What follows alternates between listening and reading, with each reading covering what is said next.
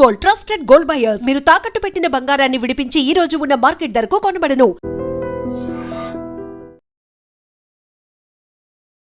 Hi hello నమస్తే, welcome back to iDream media.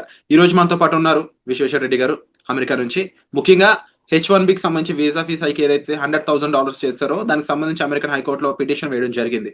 అయితే దీనివల్ల ఏదైనా బ్రింగ్ బ్యాక్ అయ్యే ఛాన్సెస్ ఉన్నాయా ఈ రూల్ అనే దాన్ని తెలుసుకుందాం మనం. నమస్కారం సార్. నమస్తే సార్, జనరల్ గా ఈ హైకోర్టు పిటిషన్ అనేది కొత్త ఏం కాదు, ఎందుకంటే last time birth right citizenship cancellation చేసినప్పుడు కూడా అక్కడ ఉన్న కొన్ని కోర్ట్స్ లో పిటిషన్ వేయడం జరిగింది. అది ఇంకా జరుగుతూనే ఉంది. అలాగే ఇప్పుడు ఈ ఫీజు సంబంధించిన కూడా పిటిషన్ వేయడం జరిగిందంట. మరి దీనికి సంబంధించి తీర్పు ఏమైనా త్వరలో వస్తుందా, వెదర్ ఎస్ఆర్ నో ఆర్ లేకపోతే ఇలాగే కంటిన్యూ అవుతుంటుందా ఈ పిటిషన్స్ అనేది? అంటే ఈ పర్టికులర్ కేసు $100,000 అని H1B కోటా దాని మీద యాక్చువల్గా మొన్న మీడియా కానీ లేకపోతే ఆ ఎగ్జిక్యూషన్ ఆర్డర్ మీద కానీ బాగా స్పెక్యులేషన్ జరిగింది. ఆ స్పెక్యులేషన్ తో చాలా మంది పాపం స్ట్రెస్ అయ్యారు. అంత స్ట్రెస్ కావాల్సిన అవసరం లేకుండే. సో అందరూ స్ట్రెస్ అయ్యి పాపం ఇమీడియట్ గా తీసుకురావడం, ఇండియా నుంచి రావాలని చెప్పడం, ఆ వీకెండ్ లోపలనే ఫ్లైట్లలో రావాలి లేకపోతే వీలు కాదని చెప్పేయడం.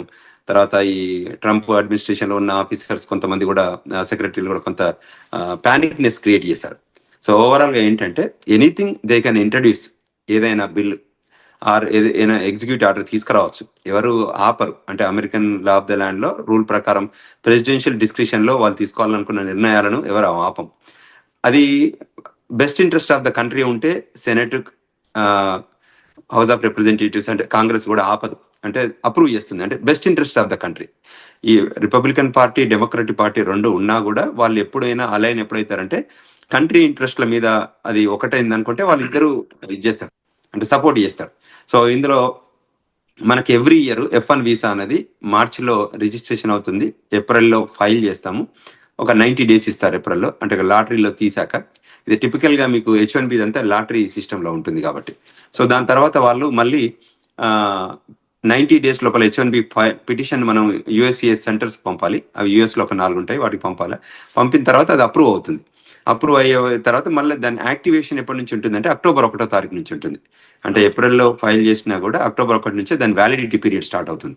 సో ఈ యాంగిల్లో చూస్తే ఇప్పుడు ప్రస్తుతానికైతే ఆ ఎగ్జిక్యూటివ్ ఆర్డర్ పైన ఇంకా రకరకాల స్పెక్యులేషన్స్ రావచ్చు గోయింగ్ ఫార్వర్డ్. అదేవిధంగా ఇంకేమైనా ఇష్యూస్ ఉంటే కూడా రావచ్చు, అంటే విత్ కోర్ట్ సిస్టమ్ ద్వారా కానీ లేకపోతే విత్ ఇన్ ద ఆర్డర్స్లలో కూడా వాళ్ళు చేంజెస్ ఏమైనా ఉంటే. తర్వాత USCIS కూడా కొన్ని క్లారిటీ ఇచ్చింది. తర్వాత అంటే కన్ఫ్యూజన్ కి తెరలేపారు కాబట్టి దాని క్లారిటీ కోసం చెప్పారు ఇది ఎప్పుడు ఉంటుంది అన్న దానిపైన. సో మనకి ఇప్పుడైతే మనం దాన్ని వరి అవ్వాల్సిన అవసరం లేదు. మనం నెక్స్ట్ ఇయర్ వచ్చే వరకు ఇంకేమైనా చేంజెస్ ఉన్నా, ఇప్పుడు మనం మాట్లాడుకున్నట్టు త్రూ కోర్ట్ సిస్టమ్ కానీ ఇంకా ఏ సిస్టమ్ త్రూ అయినా కూడా మళ్ళీ హోల్డ్ చేయొచ్చు, క్యాన్సిల్ చేయొచ్చు, లేదంటే వ్యాలిడిటీ చేయొచ్చు. అంటే ఈ మూడిట్లలో ఆప్షన్ ఉంది. సో మూడిట్లలో ఏది జరగాలో ఇంకా టైం ఉంది కాబట్టి మనం ఇప్పుడే ప్లాన్ కావాల్సిన అవసరం లేదు. ఎవరైనా క్లారిటీ కావాలంటే, కమ్యూనికేషన్ లో కన్ఫ్యూజన్ ఉంటే they can reach out to us. ఇప్పుడు గ్లోబల్ తెలంగాణ అసోసియేషన్ నుంచి మేము హెల్ప్ చేస్తున్నాం. అదేవిధంగా మన లా ఆఫీసర్స్ ఆఫ్ జనతా కంచర్ల నుంచి కూడా అటార్నీ జనతా గారు, ఆ టీం అందరు కూడా మన వాళ్ళందరికీ అంటే మంచి గైడెన్స్ ఇస్తున్నారు, ఎడ్యుకేషన్ ఇస్తున్నారు, కౌన్సిలింగ్ ఇస్తున్నారు. మన ఈ మధ్య మంచి వెబినార్ ఆర్గనైజ్ చేశాం. ఆ వెబినార్ కు ఒక 1500 మంది పైగా జాయిన్ అయ్యారు. అంటే ద ఇంటెన్సిటీ అంటే వాళ్ళకి ఏంటంటే కన్ఫ్యూజ్ అవుతుంది. ఎగ్జిక్యూటివ్ ఆర్డర్ లో ఉన్న కంటెంట్ వాళ్ళకి అర్థం కాక, తర్వాత ఇంటర్ప్రిటేషన్ ఆఫ్ లా అంటారు, అంటే అందులో ఇది ఏ వైపు వెళ్తుంది అనే దానికి తెలియక, సో చాలా మంది ఇది మాకు అప్లై అవుతుందా, అప్లై కాదా, ఆ కన్ఫ్యూజన్ ఎక్కువ ఉంటుంది. సో ఆ కన్ఫ్యూజన్ క్లారిటీ చేయడానికి కోసమే మనం కాన్ఫరెన్స్ కాల్ ఆర్గనైజ్ చేసాము. సో చాలా మంది ది గెట్ క్లారిఫైడ్ కంటెంట్ తోని. So attorney Janata conference call లో చాలా మంది జాయిన్ అయ్యారు. వాళ్ళందరూ కూడా ఆన్సర్ వచ్చింది. అంటే ఒక 300 క్వశ్చన్స్ పోజ్ చేశారు. 2 గంటల షో నడిచింది వెబినార్. వాళ్ళ డౌట్స్ అందరు పోస్ట్ చేస్తుంటారు. We organize this call across the United States కానీ అక్రాస్ ద గ్లోబ్ జాయిన్ అయ్యారు. ఎందుకంటే అది వరల్డ్ వైడ్ వేరియస్ కంట్రీస్ లో ఉన్న వాళ్ళు ఉన్నారు. తర్వాత ఇండియాలో ఉన్న పేరెంట్స్ కూడా జాయిన్ అయ్యారు. ఇది గ్రేట్ అచీవ్మెంట్, ఎందుకంటే వాళ్ళకు కూడా క్లారిటీ కావాలి కదా, వాళ్ళు కూడా they wanted to know and first hand information కూడా కావాలి. ఆ ఉద్దేశంతోనే we organize that webinar global Telangana association. చాలా బాగా జరిగింది, అందరికి చాలా హెల్ప్ అయింది అన్నట్టు. సో అంచేత అదే విధంగా ఇంకేదైనా క్వశ్చన్స్ ఉన్నా ఫ్యూచర్ లో, అంటే ఇది నాట్ ఓన్లీ ఇమిగ్రేషన్ కానీ ఎనీ కన్సర్న్స్ ఉన్న ఇష్యూస్ ఉన్నా కూడా మనం కూడా అడ్రస్ చేస్తున్నాం. ఇప్పుడు DUI ఇష్యూస్ ఉంటాయి, థెఫ్ట్ కేసెస్ ఉంటాయి, అంటే షాప్ లిఫ్టింగ్ కేసెస్ ఉంటాయి, ఇంకా వేరియస్ ఇష్యూస్ వాళ్ళకి మ్యాట్రిమోనియల్ ఇష్యూస్ ఉంటాయి, వాళ్ళకి కన్సర్న్స్ ఉన్న వాటిని కూడా మేము వీఆర్ అడ్రసింగ్. వాళ్ళకు కూడా కౌన్సిలింగ్ చేస్తున్నాం, గైడెన్స్ ఇస్తున్నాం. రిప్రజెంటేషన్ కావాలంటే కూడా ఆ పర్టికులర్ కౌంటీలో ఉన్న అటార్నీని హైర్ చేసి వాళ్ళకి హెల్ప్ చేస్తున్నాం. ఆ తర్వాత డిఓఐ కేసులలో కొంత జైల్ టర్మ్కి వెళ్తే కూడా వాళ్ళని బెయిల్ బాండ్ల మీద తీసుకొస్తున్నాం. ఏదైనా క్రిమినల్ యాక్టివిటీస్ లో ఎంగేజ్ అయితే, అంటే కావాలని కాదు కానీ ఎంగేజ్ అయితే కూడా వాళ్ళని పద్ధతిగా మళ్ళీ వాళ్ళని బయటికి తీసుకొచ్చే ప్లాన్ చేస్తున్నాం అన్నట్టు. Wonderful sir. అండ్ డెఫినెట్లీ మీరు కానీ అండ్ లాయర్ జనతా గారు కానీ ఇప్పుడు చేసే సర్వీస్ ఏదైతే ఉందో నిజంగా హ్యాట్స్ ఆఫ్. అయితే ఓవరాల్ గా ఇప్పుడు దేని వైపు ఎక్కువ స్కోప్ ఉండొచ్చు ఇన్ కేస్ ఆఫ్టర్ తీర్పు వచ్చాక? మోస్ట్లీ ఏంటంటే అందరూ భయపడే ఈ డౌట్స్ ఎక్కువ ఉన్నాయి. మీరే అన్నారు 300 వరకు డౌట్స్ అడిగారని చెప్పేసి. అందరూ కూడా ఏంటి అంటే ఇన్ ఫ్యూచర్ లో అమెరికా సిచ్యువేషన్ ఏంటి, ఎదురు అక్కడ లివింగ్ అయి ఉండొచ్చు, స్టడీయింగ్ అయి ఉండొచ్చు అనేది, దానికి సంబంధించి ఏదైనా ఒక్క స్టేట్మెంట్ ఇవ్వగలరా? తప్పకుండా అందరూ రావాలి, క్వాలిటీ పీపుల్ రావాలి. అమెరికా ఏమంటుందంటే 2 రకాలుగా మా దేశానికి రమ్మంటుంది.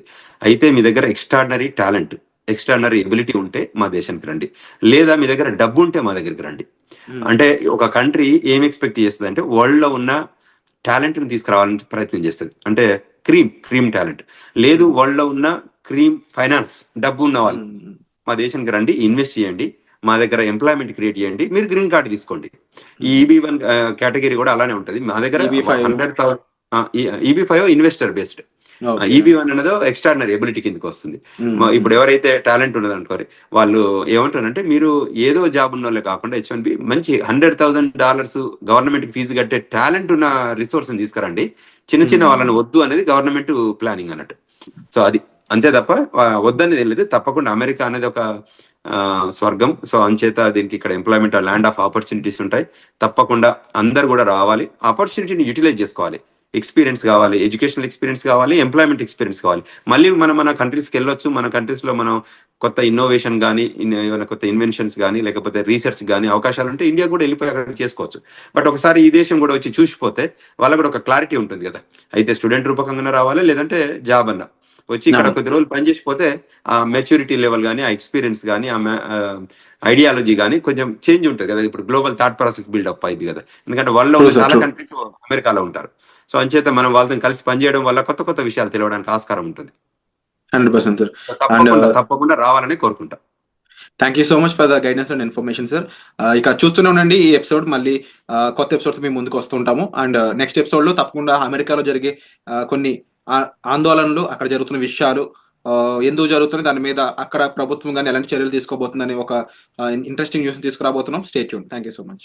And don't forget to subscribe to iDream. And for more videos, Please subscribe to iDream. Please subscribe to iDream. Please subscribe iDream. And please subscribe to iDream. For more videos, subscribe to iDream.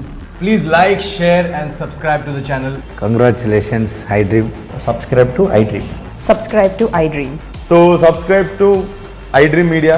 iDream team అందరికి huge congratulations. Please subscribe iDream Media. Please subscribe to iDream. Subscribe iDream. Please subscribe to iDream. iDream అంటే నా కళల channel subscribe చేసుకున్న నోరు తిరుగుతలేదు, మీరైతే గంట గుర్తు కొట్టండి. For more such videos, please subscribe to iDream. Subscribe to iDream. Please subscribe to iDream. Please subscribe iDream Media. Please do subscribe to iDream. Please subscribe to iDream Media. For best entertainment and information, please subscribe iDream.